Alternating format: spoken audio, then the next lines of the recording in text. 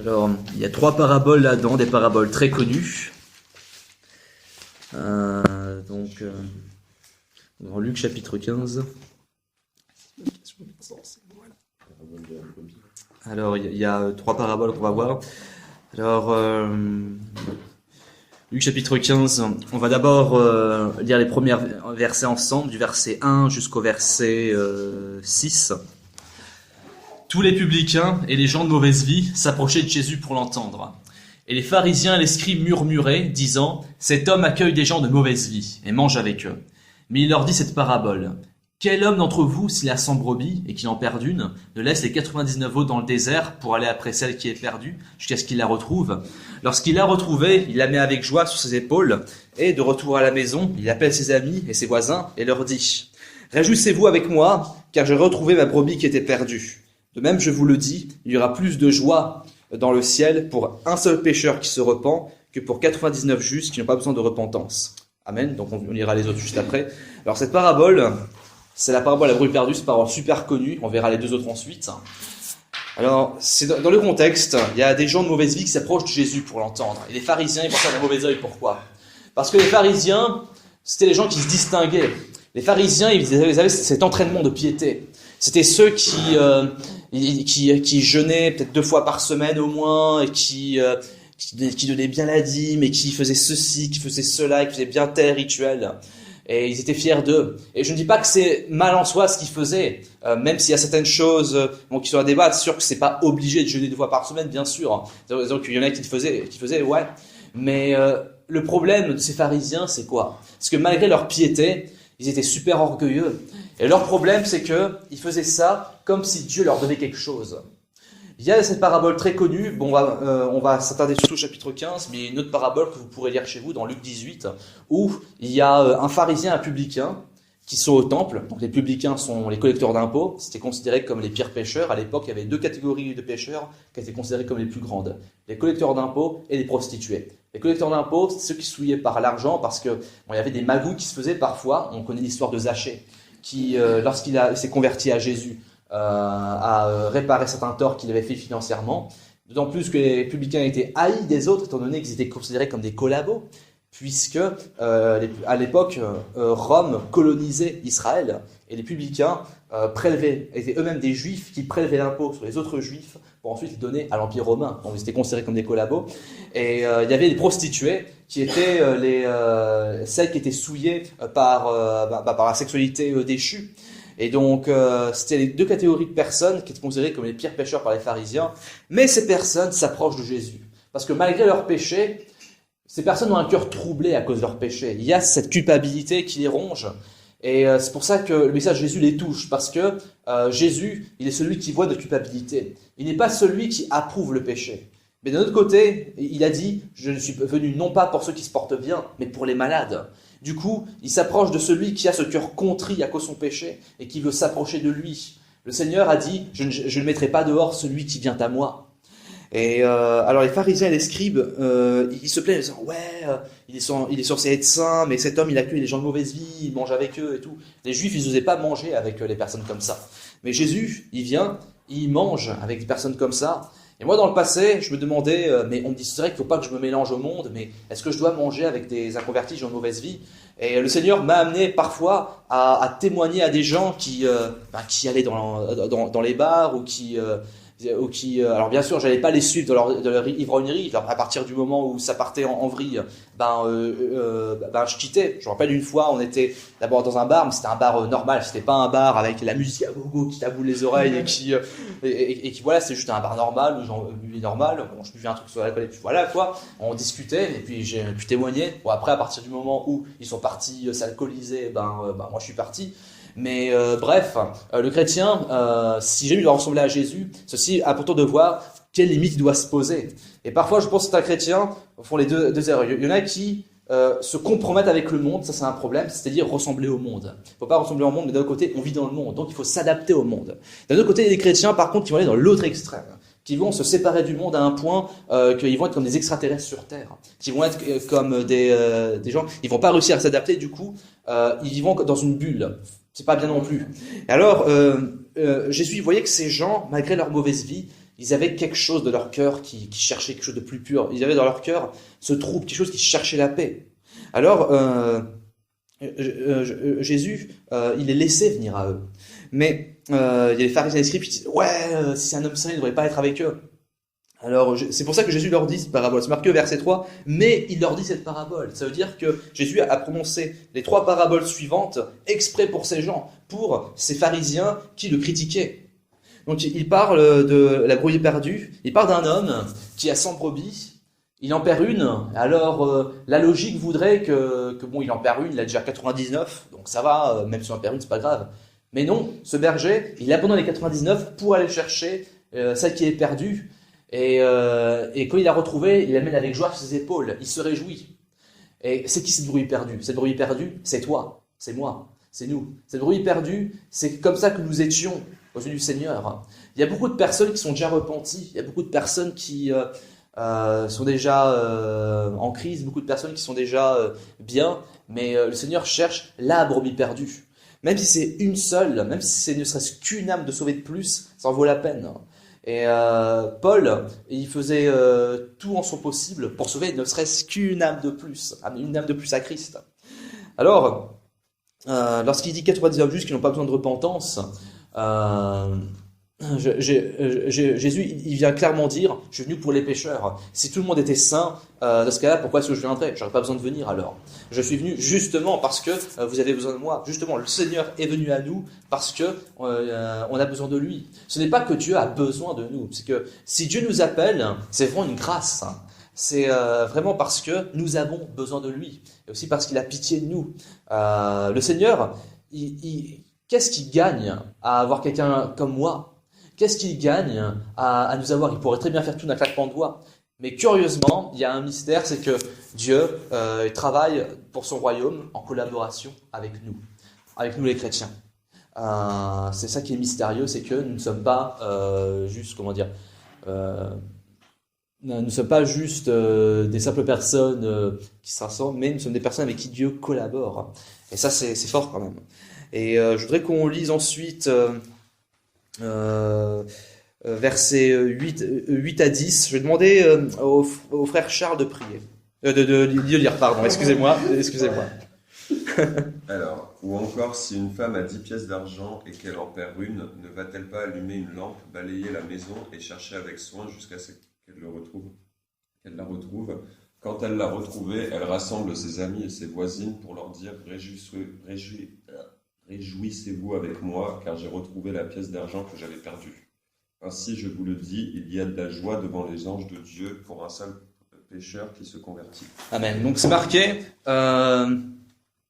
que une femme qui perd 10 drachmes, si on en perd une, elle allume une lampe et elle se réjouit avec ses amis pour avoir trouvé une drachme, juste une drachme. Pourquoi elle se réjouirait pour une seule? Parce qu'elle a retrouvé une seule. Je veux dire, nous-mêmes en tant qu'humains, on est petits, on est peut-être comme cette petite drachme perdue. Peut-être qu'on pourrait penser que peut-être qu'on n'a pas besoin de moi, peut-être que moi je suis juste une personne de plus, donc pourquoi est-ce que Dieu voudrait de moi? Mais c'est pas comme ça que Dieu nous regarde. L'amour de Dieu, c'est quelque chose qui n'a pas de logique, vous savez, c'est quelque chose qui n'est pas qui n'est pas sensé. L'amour, c'est pas quelque chose que vous pouvez expliquer par les mathématiques. Vous savez ce que cette parabole nous enseigne, c'est que aux yeux de Dieu, 1 est supérieur à 99. Alors, qu'est-ce que ça veut dire exactement? C'est pas un truc à prendre de manière littérale, bien sûr. Je dis pas que si vous allez en cours, vous devez faire la même chose. Mais ce que je veux dire par là, c'est que aux yeux de Dieu, Dieu vous considère de manière absolue. Vous savez, quand vous aimez quelqu'un de manière absolue, même si vous avez 10 amis proches, il y en a un qui vous trahit et qui s'en va, même si vous avez encore 9 autres amis, néanmoins, vous avez mal parce que c'est une personne qui s'en va, une personne qui est unique.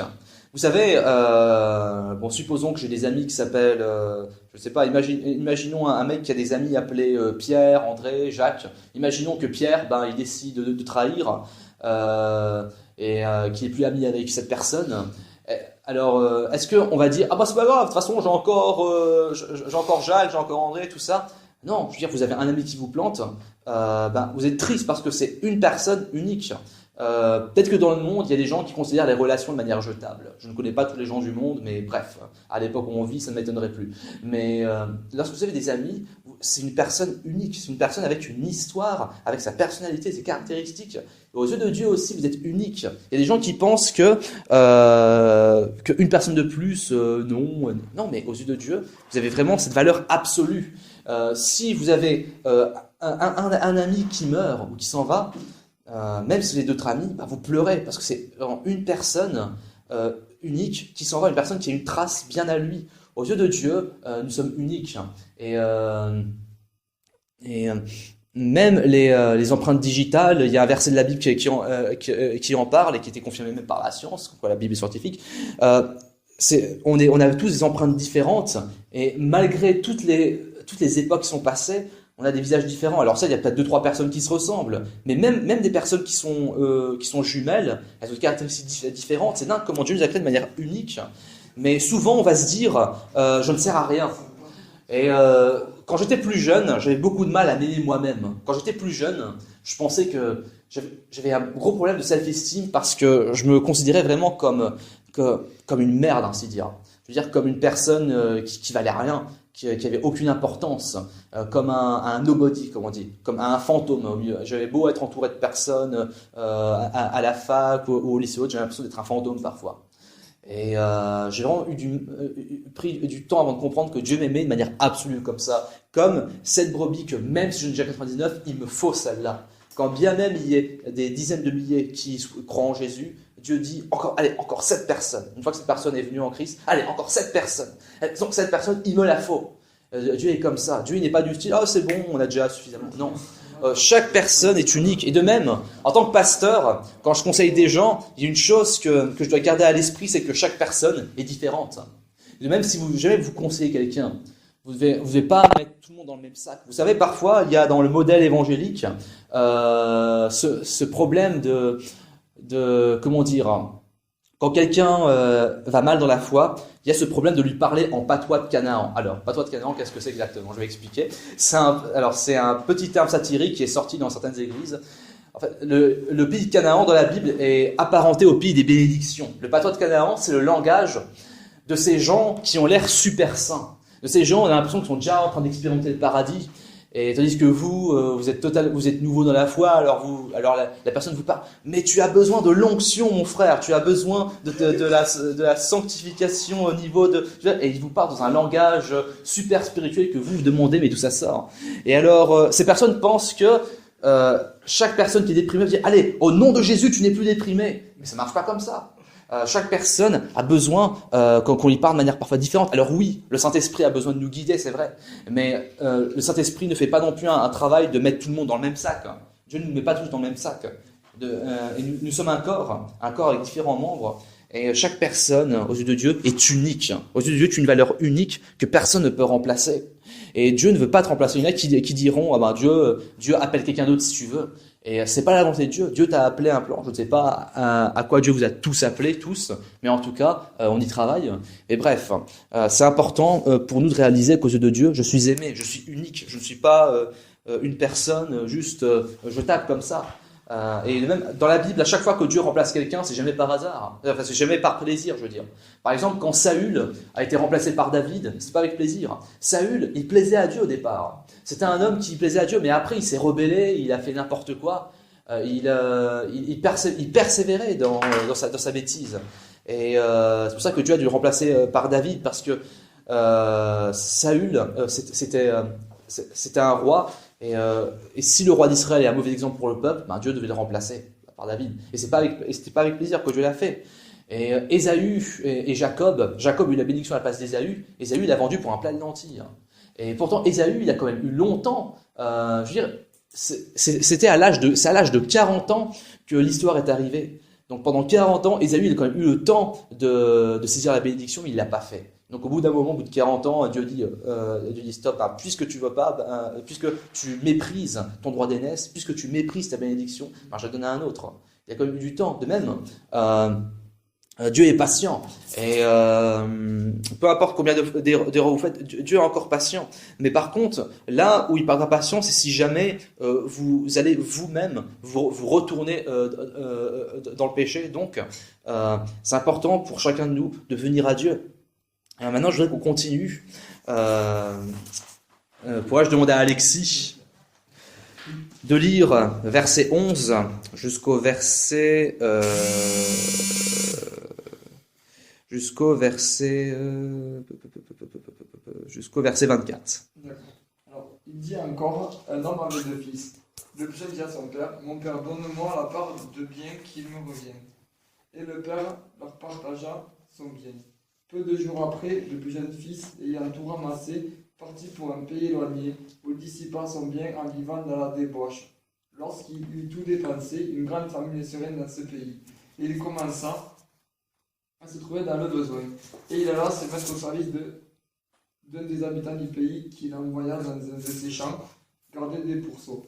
Il aurait bien voulu se rassasier des carouges que mangeaient les pourceaux, mais personne ne lui en donnait. Étant rentré à lui-même, il dit, combien d'ouvriers chez mon père ont du pain en abondance, et moi ici je meurs de faim. Je me lèverai, j'irai vers mon père, et je lui dirai, mon père, j'ai péché contre le ciel et contre toi. Je suis digne d'être ton fils, traite-moi comme l'un de tes ouvriers. Et il se leva et alla vers son père. Comme il était encore loin, son père le vit et fut ému de compassion. Il courut se jeter à son cou et le baisa. Le fils lui dit, mon père, j'ai péché contre le ciel et contre toi. Je suis digne d'être appelé ton fils. Mais le père dit à ses serviteurs, apportez-lui la belle des robes et revêtez-le. Remettez-lui un anneau au doigt et des souliers aux pieds. Amenez le veau gras et tuez-le. Mangeons et réjouissons-nous. Car mon fils que voici était mort et il est revenu à la vie. Il était perdu et il est retrouvé. Et ils commencèrent à se réjouir. Amen. Donc dans ce passage très connu d'ailleurs, c'est l'histoire d'un fils qui dit à son père, donne-moi ma part d'héritage, et ensuite il s'en va, et il va faire la Java dans le monde, et après il regrette, il retourne au père. Alors, cette histoire, c'est notre histoire à nous, et c'est aussi l'histoire du monde. Lorsque Adam et Ève ont été éjectés par Dieu du jardin d'Éden, Dieu les a pas éjectés tout de suite, vous savez, il les a pas virés tout de suite. Mais d'abord, excusez-moi du terme un peu cru, éjecté, mais je veux dire, il y a beaucoup de personnes qui regardent, ouais, Dieu est cruel parce qu'à cause d'un péché, il les a virés. Mais au départ, Dieu les a pas virés tout de suite. Dieu est venu leur dire, où es-tu? C'est pas que Dieu savait pas où il était, mais c'est une question rhétorique, il voulait discuter avec lui. Et si Adam s'était repenti, Dieu l'aurait accepté. Mais le problème, c'est que Adam, au lieu de se repentir, il a blâmé sa femme, il a blâmé Dieu. Il a dit, c'est à cause de la femme que tu m'as donné que j'ai fait ça. Et il faut pas juste lire comme ça, il faut un peu quand même voir quel genre de personne fait ça. C'est le genre de personne qui est ingrate. Dieu a donné toute cette terre à Adam. Dieu a donné toute cette terre à l'homme, mais l'homme, il est pas reconnaissant. Et donc, faut aussi quand même réfléchir un petit peu. Il faut pas juste lire l'histoire de la Bible et dire ah tiens, il s'est passé ça, il s'est passé ça. Faut un peu voir. Je veux dire, si vous rencontrez une personne qui est comme ça et qui place le blâme les uns sur les autres, est-ce que c'est possible de traiter avec une telle personne? Est-ce que c'est vraiment possible de traiter avec une telle personne? Ça va être dur. Hein. Et donc, puisque Dieu respecte notre liberté, il a dit, il les a retirés du jardin d'Éden, quoi, puisque il voulait pas se repentir. Après, est-ce qu'ils se sont repentis par la suite? Ça, on ne sait pas. C'est possible. La Bible nous dit pas, mais vu que la Bible nous le dit pas, je préfère ne rien dire. Ce que dit ce jeune homme à son père, il dit, donne-moi la part de bien qui doit me revenir, donne-moi mon héritage. À partir du moment où on a un héritage, ça veut dire quoi? Ça veut dire que le père est mort. Normalement, on a un héritage quand les parents décèdent. En gros, ce fils qui dit à son père « Donne-moi mon héritage », c'est comme s'il lui disait « T'es mort pour moi, laisse-moi partir ». Et le père, qui respecte son libre arbitre, lui dit bah, « Ok, vas-y ». Certainement, le cœur du père devait être triste, mais Dieu nous a donné un libre choix. Pourquoi? Parce que Dieu nous aime, c'est vrai. La Bible nous dit « Dieu est amour ». Mais l'amour, ça a une caractéristique. L'amour, c'est prendre un risque. Quand vous aimez quelqu'un, vous prenez forcément un risque parce que vous ne pouvez pas contrôler l'autre personne. Lorsque vous aimez quelqu'un, vous donnez aussi le droit à cette personne de dire son propre choix. Si la personne ne vous aime pas, vous ne pouvez pas contrôler la personne pour qu'elle vous aime. C'est pas de l'amour. Et Dieu pourrait très bien nous faire comme des gens qui ne peuvent pas pécher, mais Dieu nous a donné une liberté. Le risque de se détourner de Dieu, il doit exister. Pourquoi? Parce que sinon, le vrai amour ne peut pas être accompli. Le vrai amour, c'est quand deux personnes s'aiment leur propre chef. Je veux dire, il y a des gens qui disent, ouais, pourquoi est-ce que Dieu ne nous a pas fait de manière à ce qu'on ne chute pas? Mais il était possible, je veux dire, Dieu nous a donné une liberté. La liberté, c'est dangereux. Parce qu'avec la liberté, vous pouvez faire n'importe quoi. C'est pour ça aussi que Dieu a donné une loi. Il a dit, vous ne mangerez pas de ce fruit. Mais ce fruit, il y en a qui disent, mais pourquoi est-ce que Dieu a mis cet arbre alors? Cet arbre, est-ce qu'il est symbolique, est-ce qu'il est physique? C'est pas le plus important, mais ce qui est le plus important, c'est de voir la signification derrière. Cet arbre symbolise surtout notre choix par rapport à Dieu. C'est est-ce que je vais suivre Dieu ou alors est-ce que je vais suivre ma propre voie? Parce que il faut que ce risque existe pour que nous puissions faire le choix de servir Dieu ou pas. Parce que Dieu veut qu'on l'aime, mais volontairement. Il ne veut pas qu'on l'aime parce qu'il n'y a pas d'autre choix. Bien sûr que Dieu veut qu'on l'aime, mais il veut qu'on l'aime d'une manière vraiment par un amour sincère, pas par obligation. Si c'est par obligation, c'est pas beau. Et si quelqu'un vous aime de manière forcée, est-ce que c'est beau? Non, c'est pas beau du tout. La pire forme d'amour, c'est l'amour forcé. La pire forme de mariage, c'est le mariage forcé. Là, qui me diront, c'est le mariage. Oui, mariage gay aussi, c'est pas bien. Mais je veux dire, la pire forme d'amour, c'est l'amour forcé. Et je veux dire, à partir du moment où vous aimez quelqu'un, vous prenez un risque parce que même si vous lui dites je t'aime, cette personne peut très bien vous dire je ne t'aime pas ou je t'aime. C'est pas que... Bien sûr, vous pouvez lui donner des signes, envoyer une lettre d'amour, ou des fleurs, ou je ne sais quoi. Et Dieu nous envoie des signes aussi. Dieu nous envoie des signes de son amour. Mais après, la réponse nous appartient. Et si notre cœur est vraiment touché par la grâce, oui, nous allons vers lui. Mais Dieu nous a laissé libres parce qu'il veut que nous apprenions aussi à devenir mûrs, que nous apprenions aussi à l'aimer notre propre chef. Et alors, ce fils dit à son père, pour moi t'es mort, donne-moi la part qui me revient. Et lorsqu'on s'aime, il n'y a pas de séparation. Et le problème, c'est qu'on a dit à Dieu, je me séparerai de toi. On se plaint du chaos dans lequel on vit, mais on a dit à Dieu, laisse-moi vivre sans toi. Et souvent, Dieu vient vers nous, mais on lui dit, non, laisse-moi tranquille. Et dans Romains chapitre 1, qu'on avait étudié, je voudrais qu'on fasse un petit détour par Romains chapitre 1.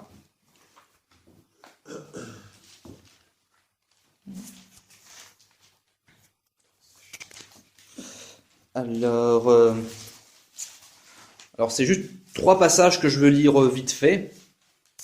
Chapitre 1, c'est ça? Oui, chapitre 1, Romains chapitre 1. Et donc verset 24, verset 26 et verset 28.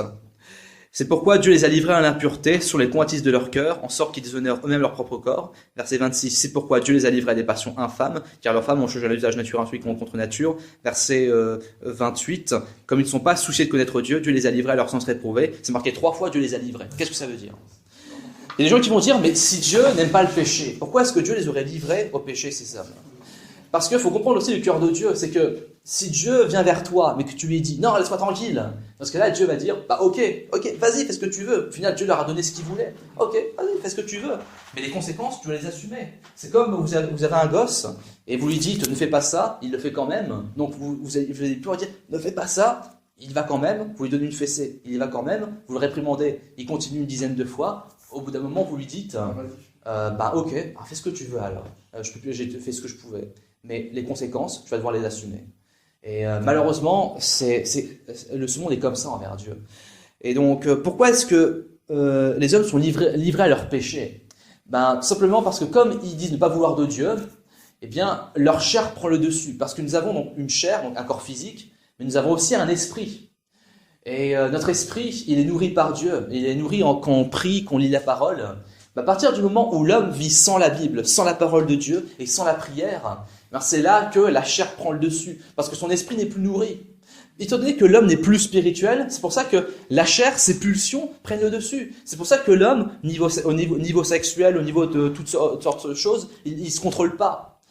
Parfois, il a l'illusion du contrôle et un jour, il retombe. Nous sommes faibles, parce que étant donné qu'on dit à Dieu, laisse-moi tranquille, étant donné qu'on vire Dieu de nos vies, Dieu n'a pas la place qu'il a besoin. Il y a une chose que je dis souvent, et je le répète, aussi bien Dieu que le diable ont autant de place dans nos vies qu'on le leur permet. Et il est très important donc de laisser à Dieu la place qui lui revient. Donc c'est pour ça qu'on prie. Pourquoi est-ce qu'on prie? Parce que l'homme a besoin de respirer spirituellement. Et pourquoi est-ce qu'on lit la Bible? Parce que la Bible c'est comme un pain qui nous nourrit. Et donc Donc au départ, on se croit libre sans Dieu. Et certainement, ce jeune homme, dans Luc 15, si on y retourne, il va être joyeux, il dit « Ah, ça y est, je suis libre, sans mon père, allez, je vais faire ce que je veux, faire la fête et tout. » Alors oui, il fait la fête, il va même vers les prostituées, il fait ce qu'il veut. Il va se livrer à la débauche, il dépense tout son bien, allez, vas-y, que je dépense l'argent ici et là et tout et tout. Et ce monde, il est comme ça. Ce monde, il dit « Allez, maintenant on est sans Dieu, on va être libre. » Mais après, il y a la famille qui arrive, et c'est là que l'homme réalise... C'est là que l'homme réalise qu'il va pas bien. C'est là que qu'ensuite il se sent malheureux. C'est marqué clairement au verset 14 qu'il commence à se trouver dans le besoin. Et au verset 15, c'est marqué qu'il travaillait dans les champs, gardait les pourceaux. Il avait tellement faim qu'il voulait même manger la nourriture des porcs. C'est triste. Que veut dire ce monde? C'est que quand on est loin de Dieu, quand on s'éloigne de Dieu, on réalise que ce monde, c'est un monde de cochons, c'est un monde de porcs, c'est un monde où les gens vivent que pour la chair, que pour manger, boire, forniquer, dormir. On vit dans un monde comme ça. Et c'est ce qu'on réalise quand on a l'esprit un tantinet éveillé. Et on réalise qu'on a faim. Ce monde, c'est un monde de cochons, c'est un monde où les gens vivent n'importe comment. Et alors, il se dit, les mercenaires, ils ont du pain chez mon père, mais moi je meurs de faim, alors je suis censé être un fils. Alors j'y retourne. Je retourne chez mon père, je lui dis, bon, au moins, même si tu me punis, traite-moi comme mercenaire. Alors il y a beaucoup de personnes qui vont se tourner vers la religion, mais d'une manière très légaliste. Ils vont se tourner vers l'islam ou vers d'autres religions qui accordent un peu de morale, mais ils vont pas connaître le Dieu d'amour. Ils vont se dire bon, je vais me retourner vers Dieu. De toute façon, même si Dieu est sévère, au moins ça sera mieux que de vivre sans morale, sans foi ni loi. Ou alors ils vont se tourner vers le christianisme, mais d'une manière très légaliste aussi, vers un christianisme froid et dur. Mais alors que le fils est au loin, le père le voit au loin. Le père voit le fils au loin, et alors qu'il le voit, le père est ému de compassion. Il court vers son fils, il le prend dans ses bras, il l'embrasse. Et alors, le fils, il dit, je ne mérite plus d'être accepté par toi. Et peut-être qu'à cause de nos péchés, on pourrait dire à Dieu, je ne mérite plus d'être chez toi, Dieu, je ne mérite plus d'être accepté par toi. Mais Dieu, il s'en fiche. Il dit, donnez-lui la plus belle robe et remettez-lui l'anneau au doigt. L'anneau, à l'époque, symbolisait le signe d'autorité princière. Dieu nous considère comme des princes, comme des princesses. Dans Pierre, il est dit que nous sommes une nation sainte. Une nation de souverains sacrificateurs. Nous sommes comme des prêtres royaux de Dieu. Et Dieu ne dit pas « Qu'est-ce que tu as fait de l'argent que je t'ai donné? Qu'est-ce que tu as fait de l'héritage que je t'ai donné ?» Le Père, il ne dit pas ça. Mais le Père, il le prend dans ses bras, il est ému de compassion. Et certainement que le Père, il devait être en train de pleurer quand il voyait son fils. C'est marqué que le Père, il attendait au loin. Et quand il voit son fils au loin, il court vers lui. Donc ce n'est pas que le Père, il attend avec un bâton comme ça. Mais c'est que il attend une compassion, il court vers lui, il le prend dans ses bras, il lui fait même pas de reproche, il lui dit pas non plus, bon, si tu veux être mon fils à nouveau, tu vas devoir faire la vaisselle, tu vas te faire telle corvée. Non, il dit pas ça. Mais il le prend dans ses bras et il fait même une fête en son honneur. Il fait une fête en l'honneur de son fils. Et c'est même marqué dans les deux paraboles précédentes que lorsqu'un pécheur se repent, il y a une fête au ciel. Les anges se réjouissent. Donc Dieu n'est pas un Dieu stoïque. Beaucoup de personnes voient Dieu comme un vieux barbu devant le globe et qui disent « Ah tiens, il a fait une bonne action, église. Ah tiens, il a fait une mauvaise action, enfer. Ah tiens, une bonne action, église. Tiens, une mauvaise action. » Non, il n'est pas comme ça. Et alors le Père se réjouit. Et c'est ce que Dieu attend de tout le monde. Dieu, il attend que les gens viennent à lui. Parce que Dieu, il peut faire des efforts il fait des efforts pour nous amener vers lui. Il nous appelle, mais il attend aussi qu'on vienne vers lui. Alors, non seulement Dieu pardonne, mais en plus, il restaure notre âme. Non seulement Dieu pardonne, mais en plus, il nous restaure dans une position de fils. Nous ne sommes pas esclaves, nous ne sommes pas non plus des étrangers, nous ne sommes pas non plus des mercenaires de Dieu, mais nous sommes des fils. Les mercenaires dans la maison de cet homme sont des gens qui viennent pour la paye, le soir ils rentrent chez eux, et c'est tout, il n'y a pas de lien proche. Mais ici, entre le fils et le père, il y a un lien proche. Pourquoi est-ce que l'homme n'a pas la paix ? Parce qu'il y a quelque chose de pas naturel que l'homme a fait, c'est se séparer de Dieu. Être connecté le fait que l'homme et Dieu soient connectés, c'est quelque chose de naturel. C'est le schéma naturel. Au départ, l'homme et Dieu étaient faits pour être connectés. Dans notre cœur, il y a quelque chose qui cherche Dieu. Dans l'Ecclésiaste chapitre 3, il est écrit que Dieu a mis en nous la pensée de l'éternité. Dans Psaume 42, il est dit que comme une biche soupire après du courant d'eau, mon âme soupire après toi, ô Dieu. Notre âme a soif de Dieu. Augustin de Hippon, quand il s'est converti, il a dit que quand il a offert son cœur à Jésus, son cœur a reçu une paix qu'il cherchait depuis toujours, mais il ne le réalisait pas auparavant. Quand vous acceptez enfin Jésus-Christ, vous avez une paix, mais une paix que au final, vous vous rendez compte, c'est ce dont j'ai toujours eu besoin, mais je ne le savais pas auparavant. Et donc le problème, c'est que la relation entre père et fils, qui aurait dû rester unie, a été séparée. Si par exemple, je prends cette boîte, j'enlève le couvercle, c'est bon, ça va marcher parce que le couvercle est fait pour être retiré. Mais si j'essaie d'enlever de mon bras, ça va me faire mal. Pourquoi ? Parce que mon bras n'est pas fait pour être retiré de mon corps. Et de même avec Dieu, notre relation avec Dieu n'est pas faite pour être séparée. Et c'est pour ça que l'homme, dans son cœur, il a l'anxiété. Pourquoi ? Parce que quelque chose qui n'aurait pas dû être fait a été fait. Pourquoi est-ce que l'homme est anxieux dans son cœur ? Parce que la relation entre lui et Dieu n'est pas correcte. Parce que l'homme doit retourner à Dieu. Donc, dans ce message, on voit que Dieu est pleinement amour, mais qu'il attend que l'homme se repent. Vous savez, il est dit, l'Éternel qui est miséricordieux et qui fait miséricorde jusqu'à la 1000e génération de ceux qui gardent et aiment les commandements et qui punit ceux qui désobéissent jusqu'à la 3e et 4e génération. C'est dans l'Ancien Testament. Donc on voit que la punition va sur la 3e et 4e génération, mais la bénédiction va jusqu'à 1000 générations. Dieu est justice, et c'est pour ça que le péché, au bout d'un moment, il doit punir. Parce que Dieu est lumière, et le péché, qu'est-ce que c'est ? Le péché, c'est quelque chose qui détruit l'harmonie, la création de Dieu. Pourquoi est-ce que Dieu se met en colère ? L'amour et la colère ne sont pas inconciliables, vous savez. Si jamais vous aimez la justice, dans ce cas-là, vous allez vous indigner quand il se passe quelque chose de mal. Dieu a créé ce monde, et le péché, c'est ce qui ruine l'harmonie de ce monde. Si votre fils est ivrogne, vous mettez en colère, non pas pour détruire votre fils, mais pour détruire l'ivrogne qu'il y a en lui, parce que vous voulez le ramener à cette étape. Bon, après, les méthodes et façons de faire, bon, c'est un autre débat, mais vous voyez ce que je veux dire. Bref, Dieu certes déteste le péché, mais il veut que le pécheur se repente.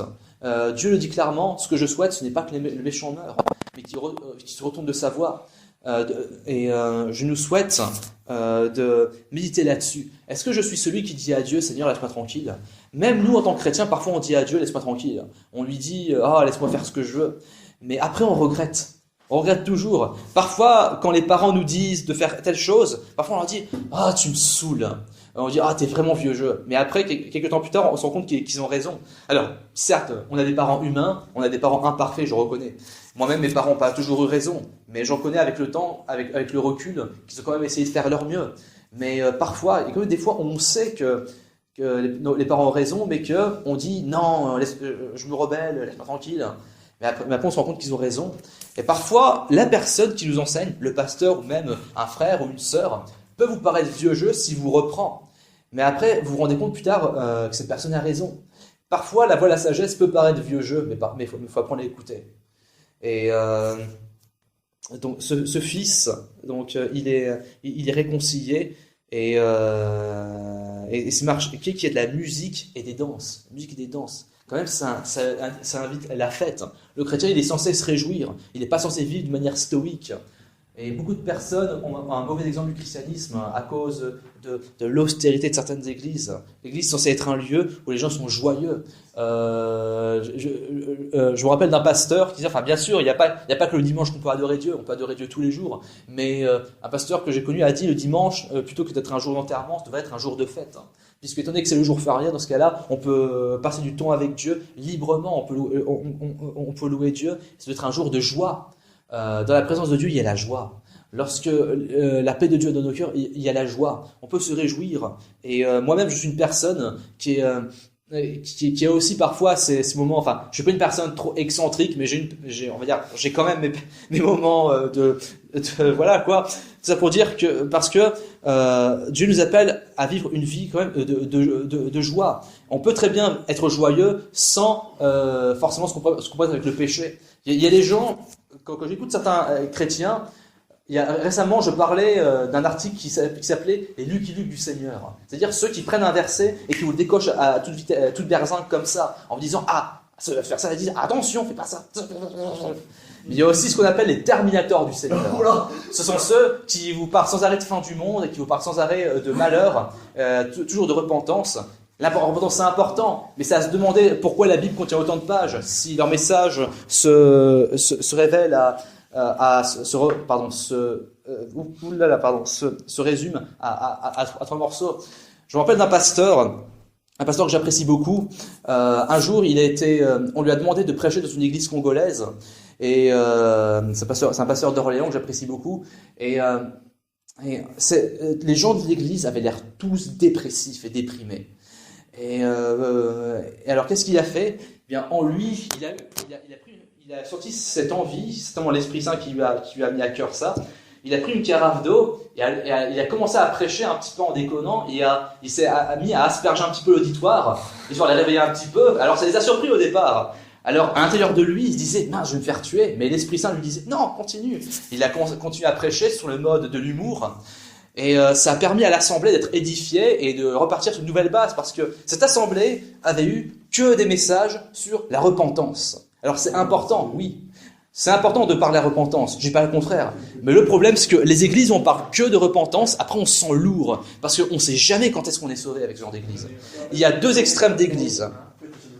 Il y a les églises qui parlent trop de l'amour. Alors ces églises-là, tout le monde est des bisounours. Il y a des églises qui parlent sans arrêt d'amour et du coup, les gens se comportent avec le péché. Puisqu'ils disent, ah bah tiens, Dieu est amour, dans ce cas-là, je peux me livrer au péché comme je veux. C'est mauvais. Il y a aussi un autre extrême qui est de sans arrêt parler de condamnation. Je connais un pasteur, même lorsqu'il prêchait sur d'autres choses, sur d'autres domaines de la foi, il y a toujours un moment où il arrivait à rebifurquer sur l'enfer. C'est fort quand même. Et alors certes, c'est important de prêcher le péché, Jésus le faisait, mais il prêchait aussi l'amour. C'est important d'être équilibré. Il faut parler du problème, ensuite il faut apporter la solution. Et le problème de certaines églises, c'est qu'elles parlent sans arrêt de repentance, et c'est important, mais au bout d'un moment, on se sent lourd. Il y a aussi la joie. Il y a des moments où il faut se remettre en question. Un père, parfois, il est strict avec ses enfants, mais parfois, il joue aussi avec. Et Dieu, qui est notre Père à tous, mais qui est aussi encore mieux qu'un père, combien plus ferait-il la bonne part des choses? Et un jour, on m'a critiqué parce que j'avais dit ouais, un jour, t'as dit que quand on est chrétien, on peut se regarder des films. Non, c'est pas bien, faut pas regarder des films parce que les films, c'est rempli de péché et tout ça. Du câble, il n'y a pas que des films remplis de péché. Je dis pas qu'il faut se consoler comme dans le monde où les gens, quand ils se sentent mal, bah tiens, allez, je vais me regarder un film, allez, tiens, j'allais sur Internet, tiens. Je dis pas ça, mais je dis juste que parfois entre chrétiens, on peut être un peu cool, aller sortir, aller voir un film par intérêt, juste comme ça, ou alors, je ne sais pas, faire un sport, faire un basket, ou faire ou alors faire, je sais pas, aller manger un gâteau, aller manger au resto, ou je dis ça comme ça, bien sûr. Je parlais pas de se compromettre avec le monde, mais il y en a certains. Il y a des personnes en ce moment qui prêchent un évangile où tout le monde doit sortir des assemblées, tout le monde doit se repentir. Et il y a personne qui est juste. Quand je les écoute, on a l'impression que eux-mêmes ils se prennent pour Jean-Baptiste dans le désert, en train de manger des sauterelles, et ils pensent que les autres c'est rien, quoi. J'ai envie de dire à ces gens qui semblent avoir cette envie de vivre comme Jean-Baptiste dans le désert à manger des sauterelles et à se vêtir d'une peau de chameau. Dans ce cas-là, n'utilisez plus Internet, n'utilisez plus vos voitures, puisque la voiture ça pollue. N'allez plus au McDo, puisque le McDo c'est rempli de cochonneries. N'allez plus au fast-food, puisque c'est dirigé par des multinationales qui sont remplies de péchés. N'allez plus dans vos magasins, parce que même certains magasins sont dirigés par des francs-maçons. Donc, ne faites plus rien. Et donc, si vous voulez vivre comme des arriérés, alors laissez-nous tranquilles. Allez, voilà. Ce que je veux dire par là, c'est que en Dieu, c'est important aussi de goûter à la joie qu'il voulait nous donner.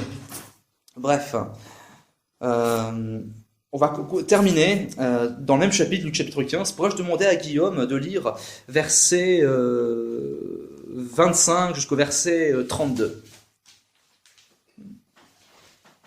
Or, le fils aîné était dans les champs.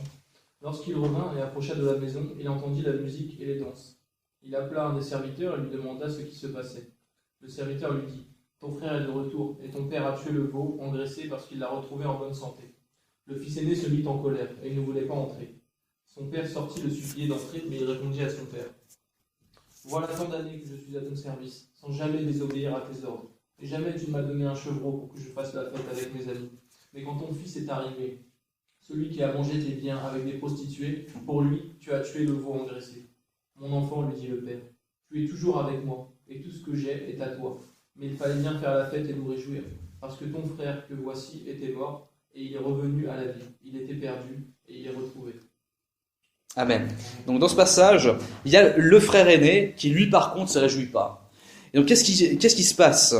Il se met en colère et donc il va dans son coin en train de bouder et il y a son père qui lui demande et qu'est-ce qu'il y a? Alors il dit ça fait des années que je te sers mais jamais tu me donnais un chevreau pour que je me réjouisse avec mes amis. Et quand ton fils est arrivé, celui qui a mangé ton bien avec des prostituées, c'est pour lui que tu fais cette fête, que tu tues le veau gras. Et alors, le père dit, mais tu es toujours avec moi, tout ce que j'ai est à toi. Quand vous voyez quelqu'un de béni, cette bénédiction, elle sera aussi pour vous. Mais à qui s'adresse ce passage-là? Est-ce que Dieu est injuste? Non, Dieu n'est pas injuste. Mais Dieu veut qu'on apprenne à se réjouir pour ceux qui sont sauvés aussi, pour ceux qui sont bénis. Et si on se réjouit pour ceux qui sont bénis, Dieu nous bénit aussi. Mais on peut avoir cette jalousie du pharisien.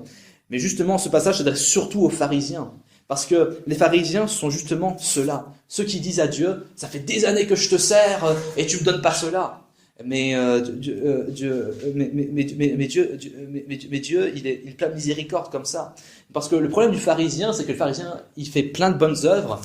Mais pourquoi est-ce qu'il fait ces bonnes œuvres? C'est pour ensuite dire à Dieu, donc, étant donné que j'ai fait ça, tu me dois cela. Mais on doit rien. Dieu ne doit rien. On doit tout à Dieu, Dieu ne doit rien. Et Dieu, justement, il fait grâce. Il donne des bénédictions à celui qui dit « je ne les mérite pas ». Mais il résiste, par contre, aux orgueilleux. Il résiste à ceux qui disent « je mérite les bénédictions ». Peut-être que personne ne les mérite. On est tous sous le péché, mais Dieu nous a fait grâce en Jésus-Christ. Et donc, le fait que le fils est resté fidèle à son père, c'est bien. Mais si j'ai un fils qui fait toujours ce qui est bien, mais qui le fait toujours par intérêt, il y a un moment où je vais devoir le reprendre aussi. Et pour qu'il devienne plus humble. Donc, à travers ce message, je nous souhaite de méditer sur le fils prodigue. Est-ce que c'est moi? Est-ce que ce serait pas moi? Ou alors est-ce que je suis comme le fils pharisien qui se considérait? Au final, celui qui est le plus malheureux de cette histoire, c'est le dernier, c'est le fils aîné, c'est le fils pharisien. Je nous souhaite de méditer sur ce message et je nous souhaite aussi de méditer sur cet amour de Dieu.